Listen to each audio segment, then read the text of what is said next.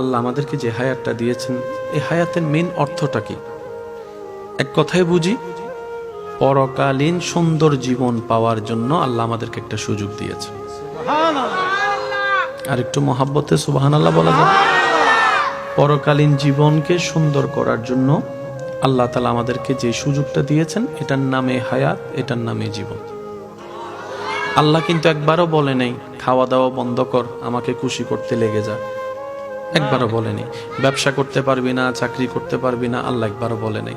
আল্লাহ এটা পর্যন্ত বলে নাই ঘর থেকে বের হয়ে রাস্তায় যেতে পারবি না, বন্ধু বান্ধবের সাথে দেখা করতে পারবি না, কথা বলতে পারবি না, শুধু আমাকে নিয়ে থাকবি। আল্লাহ একটাবারও বলে নাই। আল্লাহ তাআলা বলেছেন সব কর, কিন্তু প্রত্যেকটা করা যেন আমার নবীর দেওয়া সুন্নত মোতাবেক হয়, তাহলে তোর করায় করা হবে, সুন্নতে সুন্নত আদায় হবে, আমি রব খুশি হয়ে যাব, তোর করার উপর খুশি হয়ে আমি আল্লাহ সওয়াবের ব্যবস্থা করে দেব। সুবহানাল্লাহ।